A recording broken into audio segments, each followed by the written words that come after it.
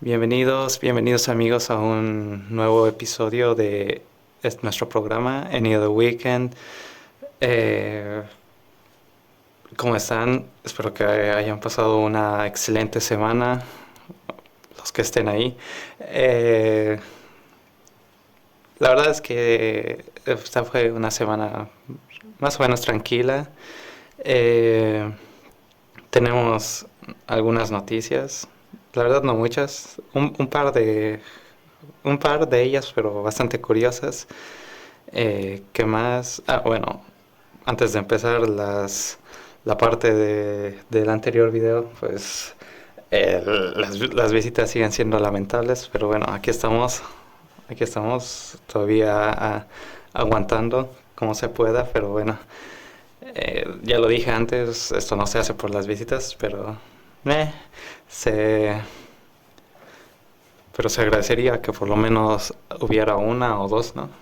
En fin, eh, otra cosa, bueno, esta semana también, a pesar de que dije que ya hablaríamos un poco sobre la colaboración de Assassin's Creed y Reverse 1999, pues lo lamento, todavía no pude jugarla.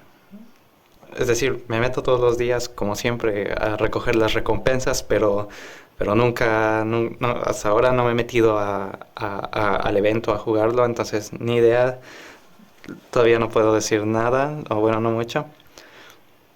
Lo que sí es que teniendo en cuenta lo que había pasado en el anterior evento, que de hecho lo mencioné en el anterior video cuando hablábamos de la colaboración, es que Cosmic Overture es tan buena, es una historia que, que trata sobre temas como esto de dejar el pasado atrás para seguir adelante de una forma tan dolorosa, de momentos que pienso que, a ver, todavía no sé cómo será la historia de la colaboración, pero es que, claro, viniendo de eso, se me hace muy difícil llegar siquiera a ese nivel, ¿no?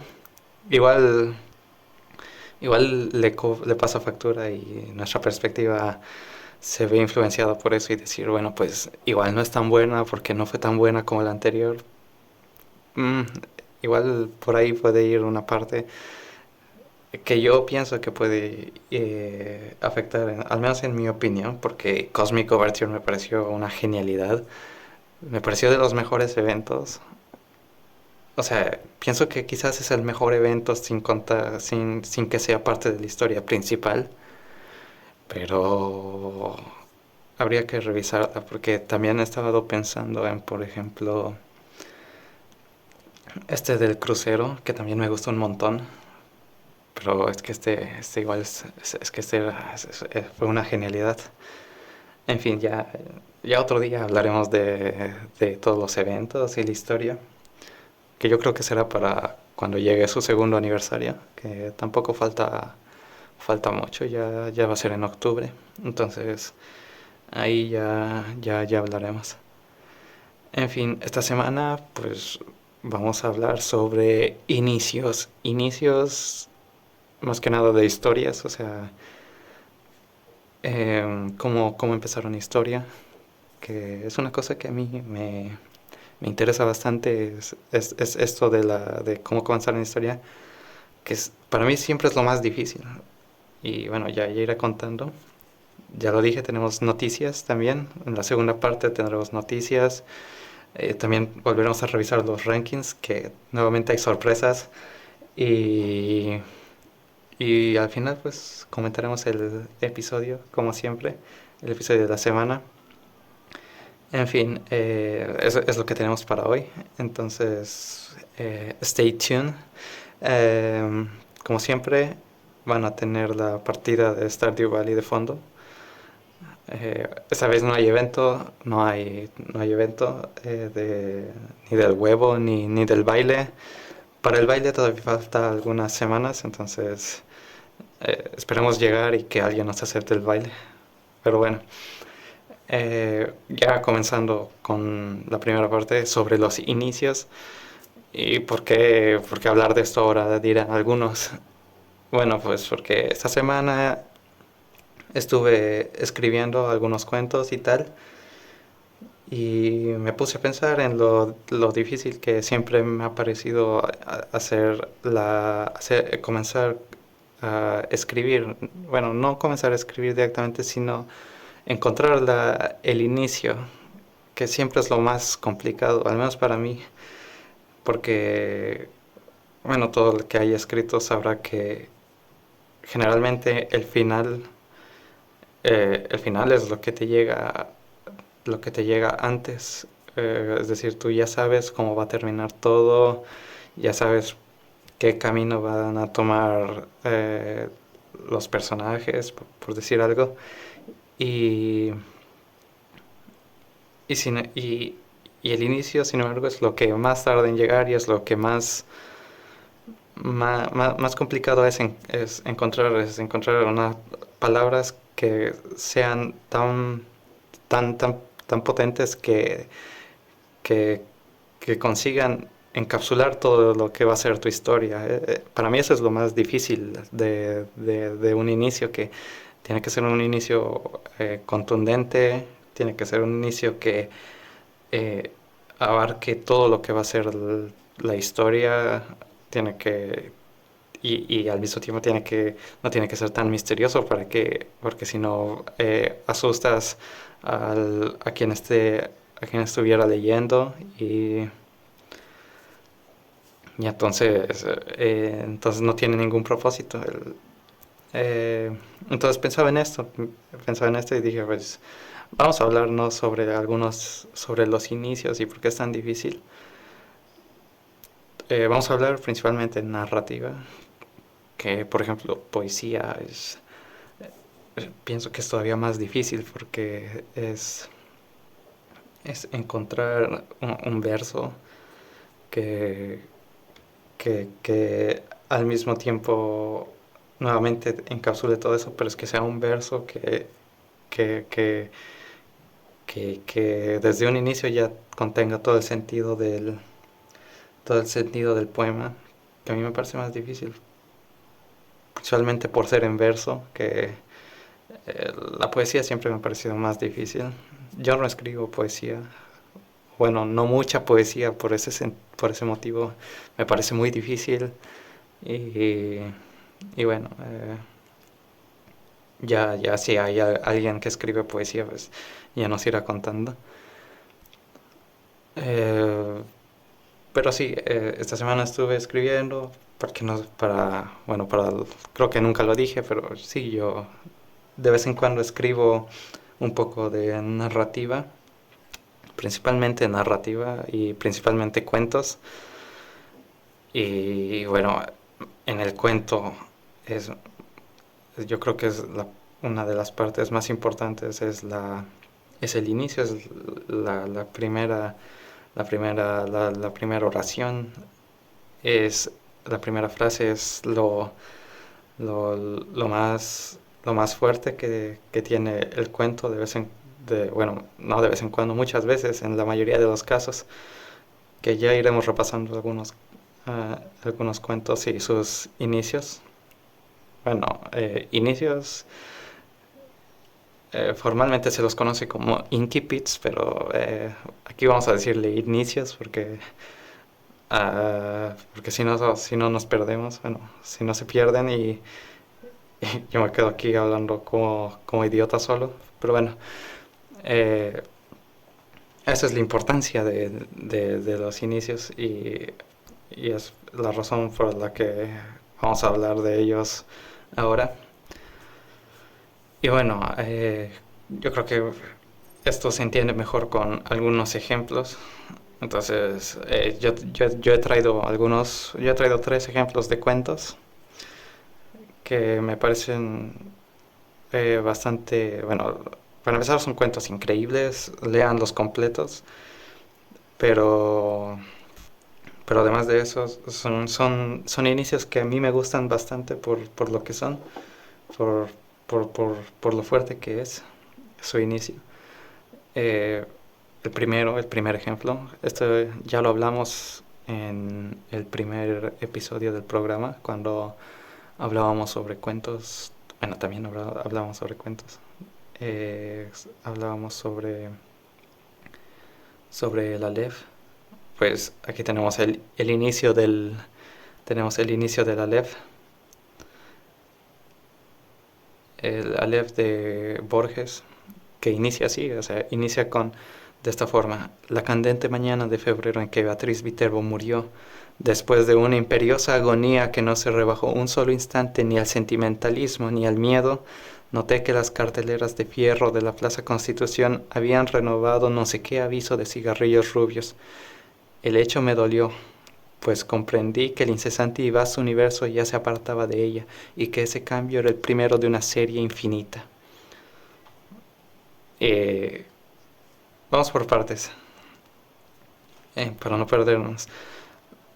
Primera cosa que tenemos es que hay una Beatriz Viterbo que murió. Pero es que el, el resto no se centra en su muerte como tal, sino que se centra en cómo el tiempo ha pasado, y es como una muerte que pierde cierto significado. Nos habla de que para empezar, nos introduce una noción bastante importante, que es incesante y vasto universo, que va a ser retomado más adelante en lo que es el Aleph, que para el que no haya visto el primer episodio, donde ahí que explico qué es un Aleph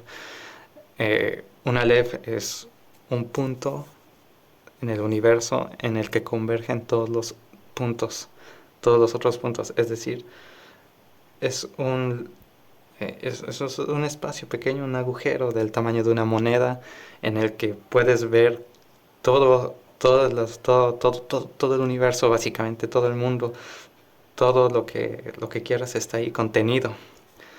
¿Qué pasa? Que a pesar de tener a pesar de tener todo eso, el narrador, que es Borges, o sea, es el Borges narrativo, que que se revela al final, cuando revela su nombre, el narrador. Aquí lo está narrando como primera persona, pero es Borges. En fin, él puede ver todo, excepto lo que más quiere ver, que es a Beatriz, porque ha muerto. Entonces ya desde ahí nos presenta esta noción de incesante y vasto universo. Y además nos dice que ya se apartaba de ella, y que será el primer cambio de una serie infinita. Con eso ya nos está anticipando todo lo que va a ser el cuento. O sea, básicamente la reflexión, lo que la ironía cruel que tiene este cuento, que ya lo expliqué, que es ese de, a pesar de tener poder ver todo lo que quisieras en el universo, no puedes ver lo que más quieres, que, que, a ver, es bastante triste si uno se lo pone a pensar, cómo puedes tener todo lo que quieras en el mundo y aún así no tener lo que más quieres. Por eso digo que es una ironía cruel que tiene Borges con el Borges narrativo. En fin, eh, esta, este inicio, además de ya presentar todo esto, nos mete dentro de el ambiente que va a generar este cuento, que es mucho más, por así decirlo, contemplativo, meditativo. No es tan explícito, sino más bien es como mucho más introspectivo, por así decirlo. Eh, para empezar, porque no hay acciones como tal, son más las cosas que el narrador está sintiendo. O sea, él siente que el universo se está alejando de su Beatriz. y además no son por acción, sino son por detalles, o sea, detalles como que hayan cambiado un anuncio de cigarrillos, o sea, solo por una cosa es que ya, ya el narrador nos está poniendo en ese aire de introspección que es lo principal que tiene el Aleph. Yo pienso que más allá de lo fantástico que puede resultar lo que es un Aleph, eh, lo más, lo más, lo, lo que más se rescata es siempre esta parte de más filosófica, por así decirlo. Eh, y es esto como se tendría que comenzar un cuento, ¿no? Al menos uno fantástico como este, que más allá de la, de, de iniciarnos en lo que va a ir el cuento, que al final es esto de buscar lo que no se puede, lo que no se puede tener, o sea, tener una Aleph y no tener a Beatriz eh, eh, es devastador no tenerlo todo y a la vez nada. Ese sentimiento ya se nos va introduciendo poco a poco. Para empezar, nos mete ya para una narración más introspectiva porque tiene que acomodarnos en ese lugar para que a medida que avance el cuento, pues nosotros también empecemos estar más o menos estar como el narrador, estar como el narrador, sentir como el narrador para que al momento de llegar el final, cuando encuentre el Aleph y, y pase lo que pase, después de encontrar el Aleph, al final del cuento realmente no pasa mucho porque encuentra el Aleph y, y lo deja en el olvido nuevamente porque no tiene a Beatriz y, y a cuando termina nuevamente con el narrador recordando a Beatriz, que es a partir de ese final en el que se basa la lectura de tener de tener esta cruel ironía, porque, o sea, ¿qué sentido tendría contar todo esto de, de, de un espacio tan fantástico como un Aleph? Bueno, un espacio, un pequeño agujero como un Aleph que contiene todo el universo. Si vas a volver al inicio, que es esto de sobre la muerte de Beatriz, es por eso que se explica esta lectura de, de esta cruel ironía.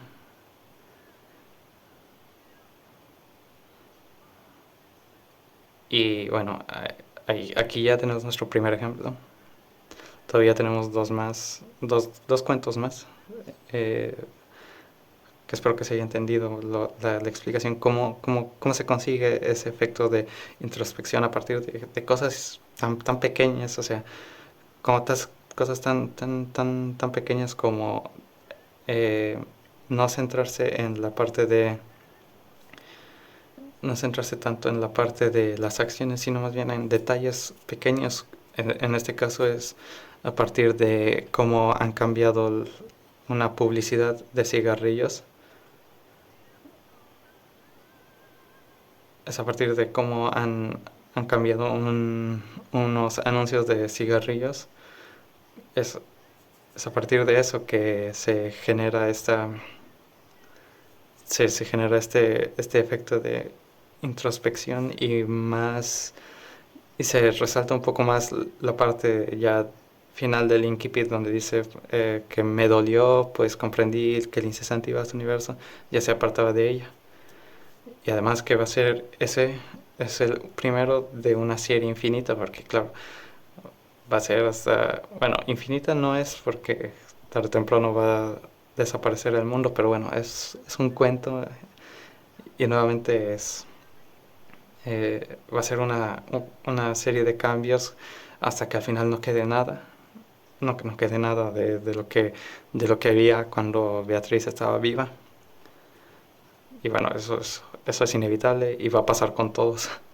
Pero bueno, eh, ya dejando de lado Borges, vamos con nuestro segundo ejemplo. Este caso, en este caso es otro cuento. Bueno, los tres ejemplos de narrativa que traigo son cuentos. Entonces, el segundo ejemplo es Evelyn de James Joyce. Sí, sí, el mismo Joyce que escribió el Ulises, pues, a ver, el Ulises está bien, pero a mí me gustan mucho más sus cuentos. Los dublineses son una genialidad. Y mi cuento favorito de los dublineses es Evelyn. Aunque también me gusta mucho El Muerto, The Dead, que es también increíble. Estuve tentado a ponerlo también, pero dije, nada, ya, si vamos a escoger uno, que sea el de Evelyn, que comienza así. Voy a leerlo en inglés, porque es la versión que conozco y la que siempre he leído, pero bueno, dice: She sat at the window watching the evening invade the avenue. Her head was leaning against the window curtains, and in her nostrils was the odor of dusty cretonne. She was tired. Que traducido es: ella se sentó en la ventana mirando la tarde, el atardecer, invadir la avenida. Su cabeza estaba apoyada sobre o contra las cortinas de las ventanas, y en sus fosas nasales estaba el odor de cretona polvorienta, de básicamente de polvo o de madera polvorienta, de los pisos polvorientos, y al final dice, ella estaba cansada. Eh, Nuevamente es uno muy, un, nos introduce ya a lo que, bueno, en este caso no es no es solamente una oración, son tres, pero bueno, es el inicio, es, es el primer párrafo con el que inicia Evelyn, que, bueno, para, para situarnos y porque es, es tan buen inicio, hay que conocer de lo que va el cuento. Básicamente es la historia de esta chica Evelyn que se siente atrapada por, por, por la rutina. Es decir, es la que se encarga del cuidado de la casa, que se encarga del cuidado del padre, eh, más que nada por una promesa que le hizo a su madre antes de que esta última muriera, es decir, en su lecho de muerte, la madre le hace prometer que va a cuidar de la casa y del esposo y del padre y de los hermanos. Entonces ella cumple su promesa, se hace cargo. Los hermanos poco a poco van creciendo y se van, ella se queda, y, y al final es como que se siente, se siente, ya se siente cansada por, por esta rutina, e intenta escapar. O sea, conoce a un hombre, se vuelve su novia, se hacen novios, y es un marinero y le promete escaparse a Buenos Aires para comenzar su vida de nuevo. Y, y pero, pero lo que pasa es que justo en el último momento en el que ella estaba a punto de subir en los muelles cuando era su momento de escapar. Se queda paralizada y ya no puede avanzar, y entonces se queda ahí en los muelles sin poder hacer nada. Y, y nuevamente es un cuento muy triste, tiene este aire de tristeza, como la mayoría de los cuentos de los dublineses, al menos bajo mi opinión, son cuentos tristísimos. Eh, el que hablaba antes, el del muerto, también tenía bueno, aunque ese no era tan triste, era más... No, es muy interesante porque genera tantas cosas. No puedo decir que es simplemente triste porque es más que nada para muy reflexivo en el que especialmente ese final cuando se cuenta la historia de, del muerto, o sea, del muerto del título básicamente. Pero en fin, no estamos hablando de ese, estamos hablando de Evelyn, que sí que es un cuento bastante triste en este sentido, y durante todo lo que, todo el desarrollo del cuento también es bastante triste, porque, bueno, tiene este aire de ser bastante triste, especialmente por cómo le niegan de cierta forma la, no quiero decir, bueno, le niegan básicamente su, su libertad a Evelyn, es decir, primero se lo corta a su madre porque le hace prometer quedarse en a cuidar, y es también por esa promesa que al final del cuento no va a poder avanzar en el muelle y se va a quedar ahí aferrada a esa vida. Eh, También es, se le niega la libertad porque durante todo el, todo el cuento en ningún momento se le reconoce como alguien, es decir, en ningún momento se le da una, se le hace conocer, se le da su lugar en el mundo, por así decirlo, porque eh, una de las cosas curiosas es que en ningún momento alguien le llama a Evelyn por su nombre, es siempre por un apodo, un diminutivo. Eh, le llaman por su apellido,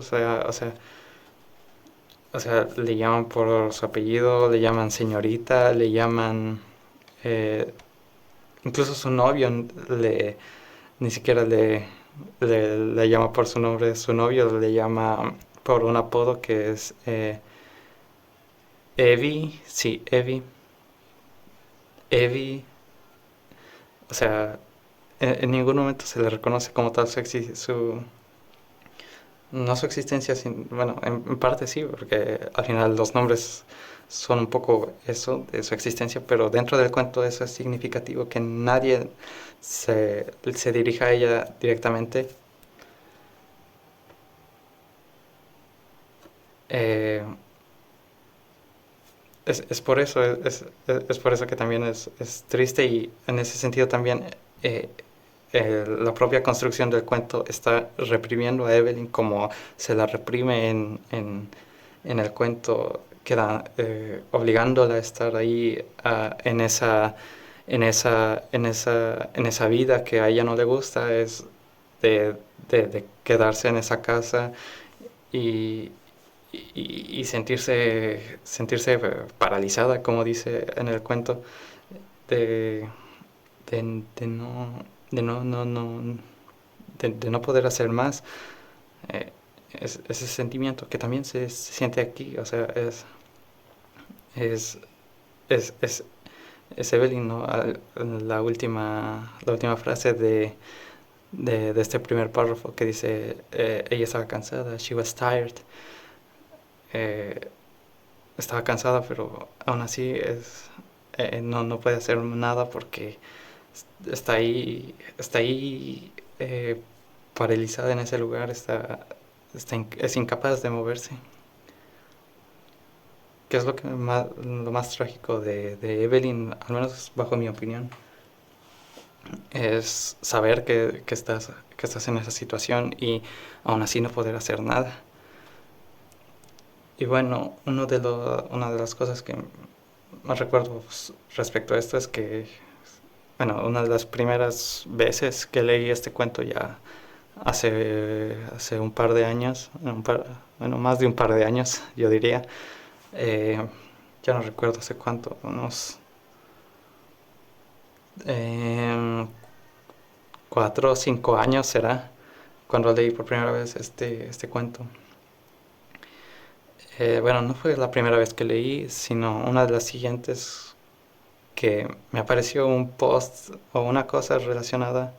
Ahora no recuerdo si fue un post o una reseña en un blog en el que hablaban sobre Evelyn y yo me metí a leerla. Y bueno, a ver, era básicamente lo que les digo a esto. Toda esta lectura tampoco era un nuevo descubrimiento en ese sentido. Era una cosa bastante básica como lo que he hecho ahora. Pero el autor decía, bueno, pues en el fondo todos somos Evelyn en algún momento, porque a pesar de tener, de saber esto, muchas veces nos quedamos ahí sin subir al barco. Eh, yo creo que también ese es uno de los grandes puntos de este cuento, es la capacidad de, de lograr que uno se identifique con una situación tan triste, eh, con una situación tan triste en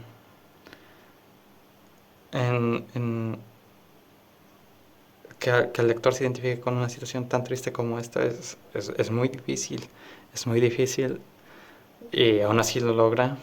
Por eso es uno de mis cuentos favoritos de toda la vida, Evelyn de Joyce, y es mi favorito de Joyce. Me gusta mucho más que El Muerto, como ya dije, o que de, ¿cómo se llama? Creo que se llamaba Las Hermanas de Sisters. Bueno, el primero de los dublineses en el que se narra la muerte del sacerdote y la reacción del niño, pues ese también me encanta, pero es que Evelyn tiene este aire tan triste y, y además es tan cruel al mismo tiempo con eso de no poder, de no dejar a Evelyn escapar. No sé, a mí me genera conflicto porque a mí me hubiera gustado que Evelyn se fuera, pero bueno, al final es lo que tenía que pasar. Bueno, es lo que el cuento ya bueno, no te anticipa realmente. De hecho, te lleva por un camino contrario, te hace creer que Evelyn de verdad va a escapar, pero por eso es sorprendente al final cuando ya se aferra a esa vida y es como que, no, no, niña, no, ¿qué haces? ¿Qué haces, niña? ¿Qué haces, chica? Escapa de ahí, es por tu bien, pero estaba paralizada. Y bueno, es esto, Evelyn, que espero que lo lean, es un cuento maravilloso, que además habla de todo esto y habla de, de lo malo de seguir todas estas, por ejemplo, estas promesas entre comillas que se hacen, ¿no? Es que le prometió a la madre y solo por eso tiene que quedarse. No sé. Esperemos que Evelyn, donde sea que ella esté, pues ahora sea feliz. Esperemos. En fin, pasando ya a nuestro tercer ejemplo, pues traje un cuento de Carson McCullers. Eh, este es mi favorito de ella, el Wunderkind. Y nuevamente vamos a tomar todo el primer párrafo, que es cortito. Bueno, es más largo que el de Evelyn, pero bueno, nuevamente Carson McCullers es estadounidense. Bueno, sí, era estadounidense. Creo que ya no está entre nosotros. Bueno, luego lo confirmo. Pero bueno, está, está en inglés nuevamente. Así que luego lo traduzco. Como hicimos con el de Evelyn, que inicia así. Wunderkind comienza así. She came into the living room. Her music satchel plopping against her winter stocking-head legs, and her other arm weighed down with the school books, and stood for a moment listening to the sounds from the studio. A soft procession of piano chords and the tuning of a violin. Then Mr. Bindleback called out to her in his chunky, guttural tones. That you, Vincent? Eh, bueno, vamos por partes nuevamente. Primero, ¿de qué va Wunderkind? Wunderkind es otro cuento triste y es otro cuento de una chica de cierta forma reprimida. No sé por qué les gusta eso, la literatura, pero bueno, de hecho es la historia de la literatura, ¿no? Tener este tipo de personajes tristes. Em, en este caso, la historia es de esta chica que desde pequeña es motivada a tocar el piano y, y tiene un talento natural y su profesor la alaba durante toda su infancia, por eso lo de Wunderkind, que si no me equivoco en alemán es eh, maravilla, una cosa así, o prodigio, creo que era prodigio. Eh, y, y claro, a medida que ella va creciendo, no termina de colmar las expectativas de sus profesores y y eso comienza a bajonearla, pobrecilla, y, y al final ella tenía un compañero que también estudiaba con con esos, en el lugar, en el estudio este donde ella practicaba, también había un chico más joven que ella que tocaba el violín y él sí llega a hacer a, a ese sí llega a esos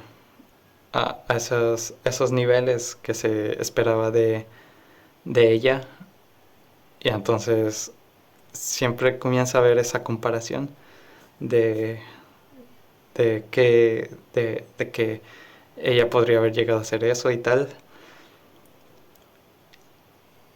Y, y es esto, o sea, ese es el cuento.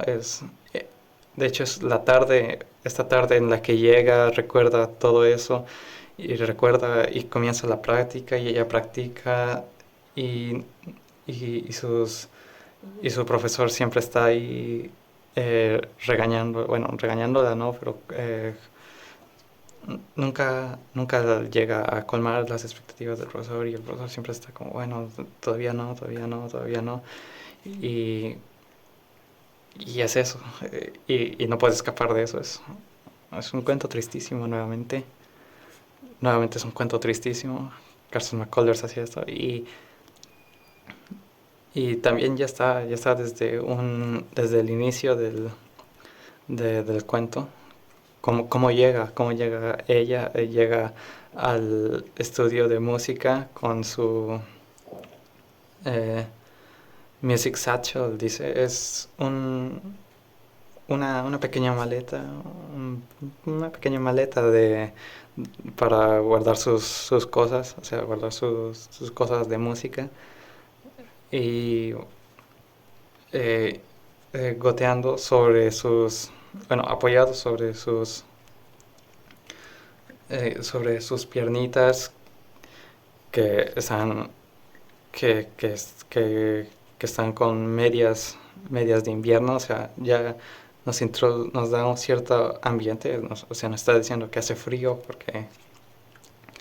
porque dice winter stocking legs, mientras que su otra mano está siendo tirada para abajo por el peso de los libros. Eh, o sea, primero tenemos una descripción sobre cómo ella llega. Es interesante la expresión de eso de her other arm weighted down with school books, o sea, está siendo tirada hacia abajo. A ver, a mí me parece significativo que utilice, que describa especialmente eso de weighted down, o sea, tirado para abajo, que es más o menos como le están, como ella se siente por todo lo que ha pasado, o sea, por todo lo que está, o sea, está siendo tirado para abajo por esas expectativas. Y tenemos toda esta descripción en un salón. Luego nos explican que es un estudio, y además un estudio de música porque comienza una suave progresión de acordes en el piano y se escucha un violín afinándose. Y entonces ingresa otro personaje, el profesor de ella, Mr. Bilderback, y la llama por su apodo, es decir, por la forma cariñosa con el que él se refiere a ella, que es Bienchen o Bienchen. Disculpen, no sé alemán, eh, pero sé que este Bienchen significa, eh, es el nombre que le dan es el sustantivo para eh, las abejas obreras, es decir, que hay diferentes tipos de ovejas. Bueno, pues la abeja obrera en alemán sé que es Bienchen, espero no estar confundiendo, pero sé que es eso, y se le dice así porque, bueno, el profesor es, es alemán y por el esfuerzo que daba, que mostraba Bianchen, o sea, la protagonista, pues decidió apodarla así. Y bueno, ya tenemos básicamente todos los elementos aquí de lo que va a ir al cuento. Y nos lo dice de una forma tan sutil y elegante, con ese weighted down principalmente. Para mí ese es el momento en el que, o sea, en este tipo en este tipo de, bueno, en este género, en el cuento, nada puede estar dejado al azar. Y es que describir eso weighted down es importante. Eso ya nos introduce a lo que va a ser todo esto.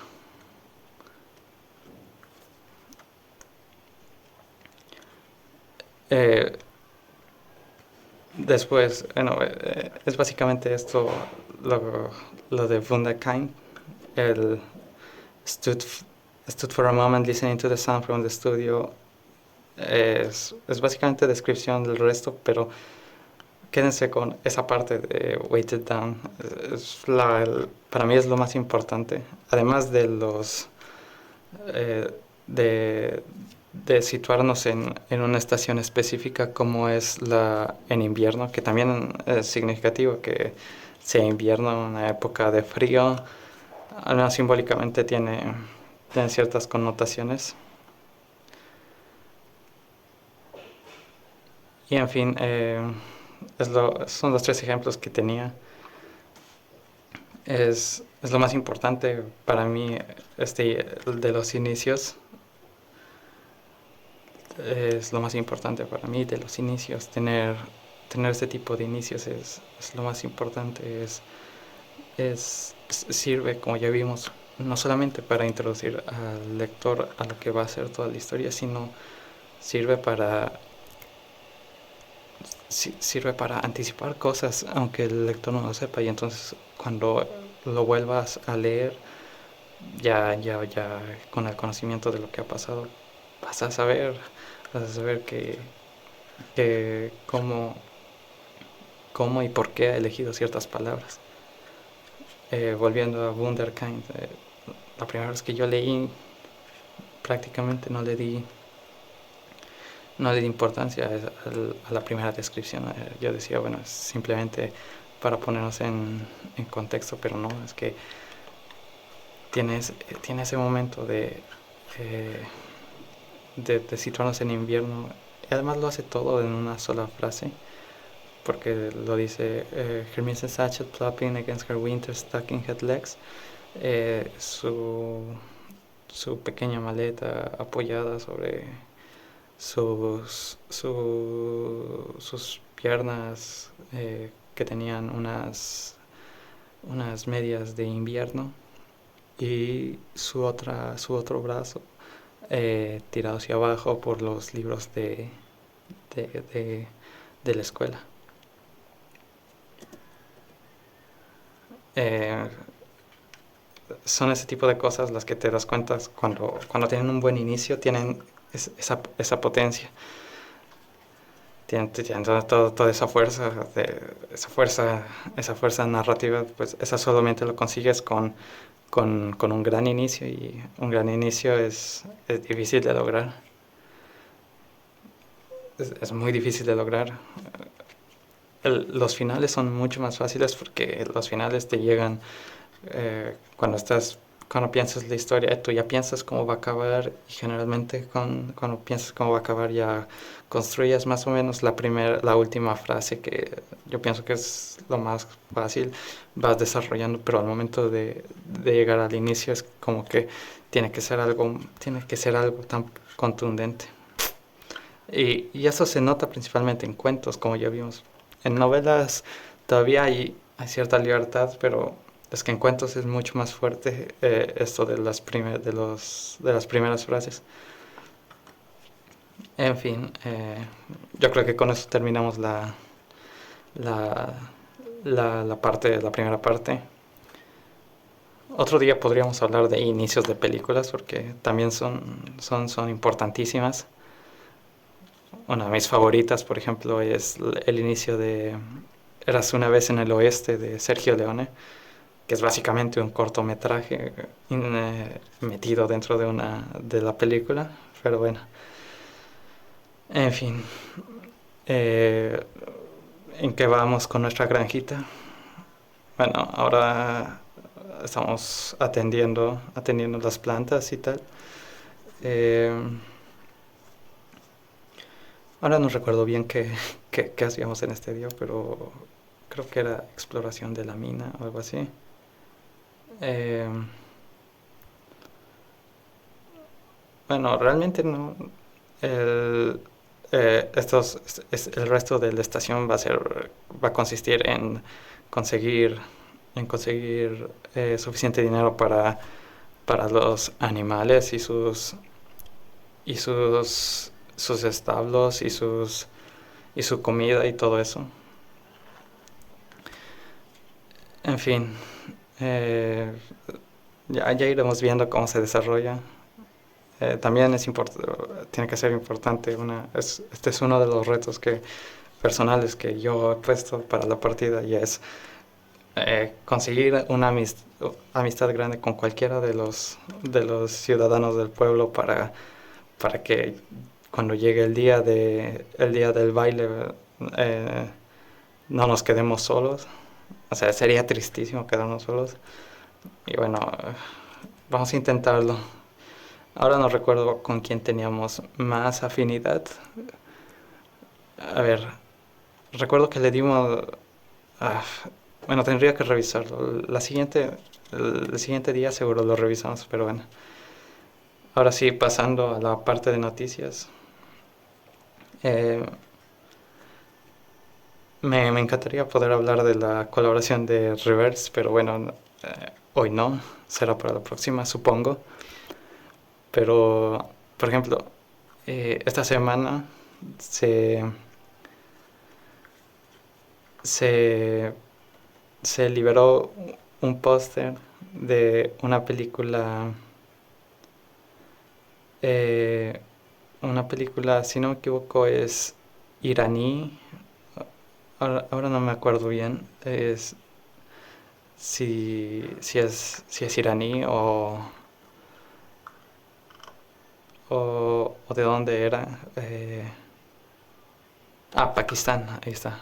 Eh, Creo que es de Pakistán, o sea, creo que es una película pakistaní. Ahora no recuerdo bien el dato, pero salió el póster que lo podrán estar viendo.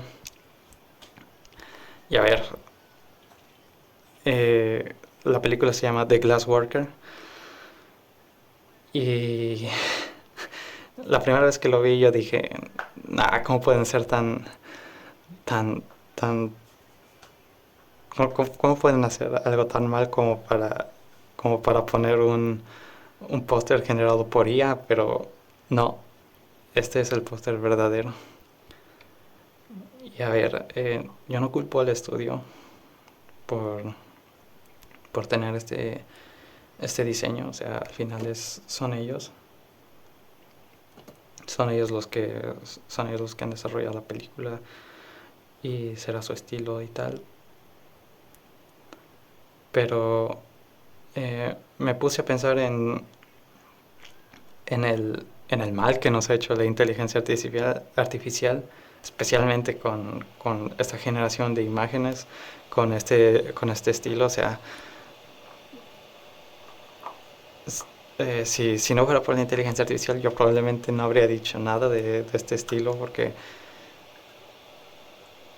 es que parecía hecho con IA y yo dije, ¿cómo es posible? Pero no, es verdadero. Pero esto me lleva a esa reflexión de decir, qué mal nos ha hecho la inteligencia artificial para dudar de una producción como esta. No sé si, no sé si será, no sé si será buena o mala película. Quizás la vea si es que, bueno, cuando salga el primer tráiler quizás diga lo que piense. No sé si ha salido ya. Pero bueno, me resultó bastante curioso y quería comentarlo, este primer póster de Glassworker, que parecía hecho con inteligencia artificial. O sea, no es culpa del estudio ni de los creativos que hicieron esto, pero qué mal nos hizo. Maldita inteligencia artificial. En fin, eh, yo quería hablar principalmente de esto y hacer esa reflexión, ¿no? De que quizás muchas veces pensamos que los avances tecnológicos pueden ser beneficiosos, pero es que si nos lleva a dudar de un estudio pequeño como es una película pequeña, para decir que está hecho con inteligencia artificial o no, pues igual no es tan buena, ¿no? En fin, eh, quería comentar también un artículo, pero yo creo que eso lo dejamos para la siguiente, porque la siguiente está relacionada con esto. Así que pasamos directamente a la parte de los rankings. Nuevamente, comenzando con el... Bueno, ahora que sabemos cuál es el bueno, pues el, ya sabemos cuál es el bueno y cuál es el malo, pues vamos con el malo primero, como siempre. Veremos si hay alguna sorpresa. Nuevamente solamente estrenos, es decir, solamente hasta la, hasta el capítulo 5. Entonces, eh, saltamos el 15, puesto 14, City de Animation, 13, el de Santa Claus. No averigüé nada, lo siento, ya veremos la siguiente. 12, Grand Blue Dreaming Season 2. Puesto 11, Kaiju Number 8. Ya entrando al top 10. The Fragrant Flower Blooms with Dignity. Puesto 9, Call of the Night Season 2. Puesto 8, The Sama Hikardite. Puesto 7, Cleavages. Y puesto 6, Gachakuta. Ahora entrando al 5, Secrets of the Silent Witch. Puesto 4, Takopi's Original Sin. Puesto 3, My Dress Up Darling. Puesto 2, There's No Freaking Way, I'll Be Your Lover Unless. Y puesto 1, Otra semana más, Dan Da Dan Season 2. Mm, me, realmente no,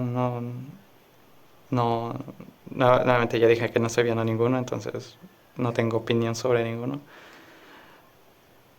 Pero vamos con el top de verdad, el bueno, el del Anime Corner. Puesto 10 tenemos Secrets of the Silent Witch. Puesto 9, Sakamoto Days. Puesto 8, Grand Blue Season 2, que también estaba en el otro. Igual el de la Witch, de la bruja. Puesto 7, Call of the Night Season 2. Puesto 6, Dealing with Bikadono Sisters y Sabris. Y ahora sí, entrando a lo bueno, al top 5. Tenemos el top 5 de Dragonflower, Blooms with Dignity. Puesto 4, ganamos. Estamos ahí. Nos logramos meternos a un top 5. Ya cumplimos los objetivos que marcamos en el primer episodio. Está ahí el Toilet Bound Hanako-kun. Bueno, ya está. Ganamos. Y bueno, el 3, y a partir del 3 pues, está The Summer Hikaru Dai, Top 2 Dan Da Dan Season 2 y Top 1 Takopi's Original Sin. O sea, realmente no nos importa. Lo importante es que hemos logrado el objetivo. Entramos en el en el puesto 4, en el top 5. Y bueno, ya ya teniendo esto en cuenta, pues toca, ahora sí, hablemos sobre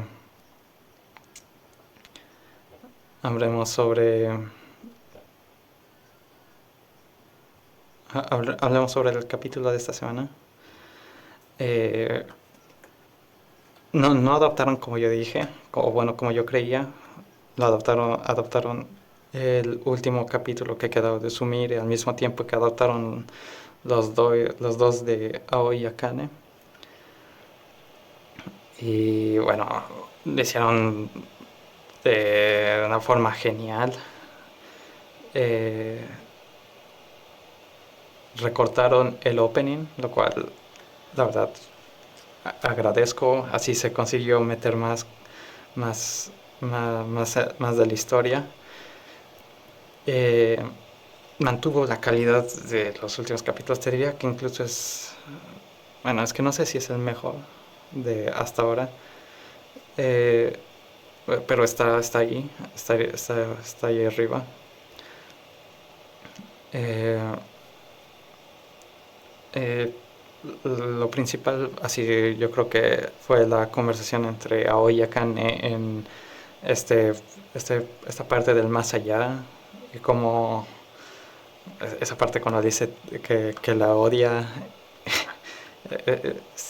A ver, ya era fuerte en el manga. Aquí se mantuvo esa intensidad, lo cual agradezco. Me pareció un acierto total. Y bueno, eh, para los que hayan visto, saben que o sea, después de todo, es que el capítulo es un drama total hasta la mitad, cuando aparece nuestro amigo Teru, el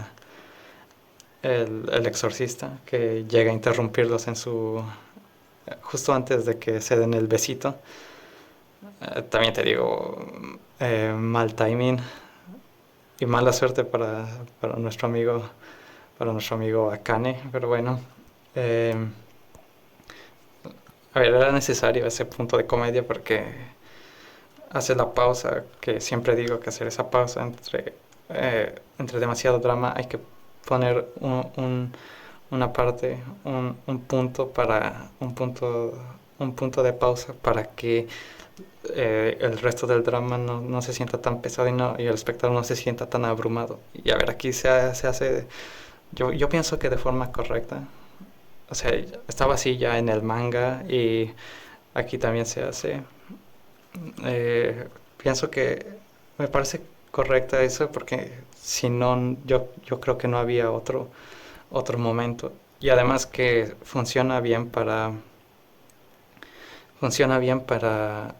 dar, para, de forma narrativa, porque es el exorcista, este Teru, que va a ayudarlos a regresar al mundo de los vivos, y pasa esta secuencia del túnel de no mirar hacia atrás, que es básicamente el mito de Orfeo. Eh, en fin, aquí bueno, hablando sobre esa secuencia también, me parece maravillosa como lo adaptaron, como en el momento en el que eh, ella, ella se queda en el mundo de los muertos, todo se pone oscuro y solo se escucha su voz tristísima y ni siquiera hay música, que eso me parece un acierto, no poner música. Y, y nada, eh, se pone todo oscuro, se hace un corte, ya estamos fuera, mira hacia atrás para ver que todos estén. Y claro, falta la chica, falta hoy. Y, y todos ya sabemos lo que ha pasado.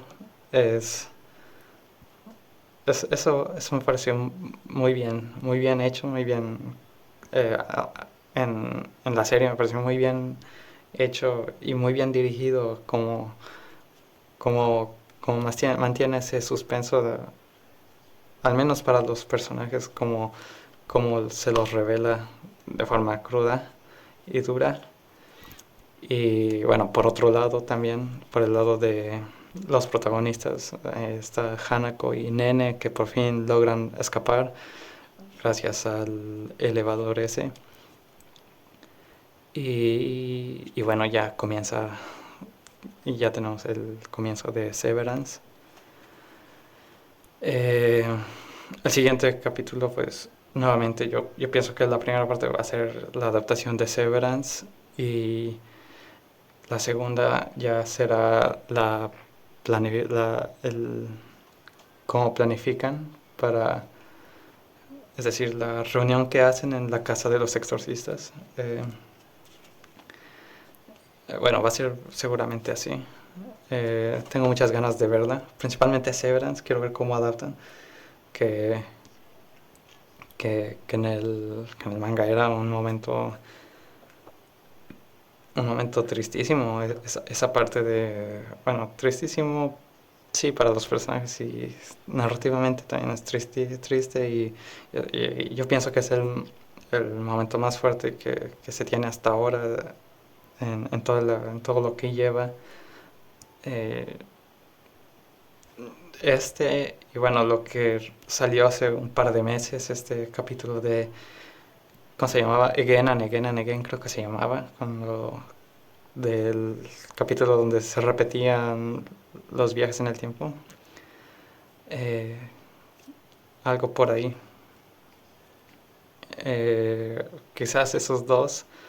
Igual, de todas formas, Severance me parece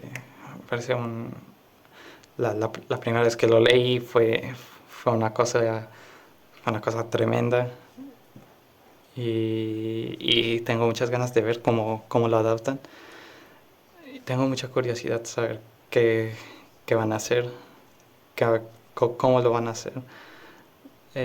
Ya tuvimos más o menos un primer visual, al menos al final del episodio, cuando se están desintegrando los otros espíritus, y luego tenemos un acercamiento a su rostro y vemos cómo se está fragmentando. Por ahí yo creo que irá. Eh, Le tengo mucha fe. Ya me demostraron que pueden hacerlo bien. O sea, eh, este era el momento en el que yo decía, igual, igual no lo consiguen. Pero bueno, adaptaron muy bien toda esta parte, al menos esta parte del Orfeo, que era una de mis favoritas en el manga, y lo adaptaron muy bien. Entonces, eh, la fe sigue intacta, todavía no estamos montados en ese barco, bueno, en el barco de los que adaptan esto, o sea, apoyo total. En fin, creo que es todo para lo que tengo que decir sobre el anime de esta semana.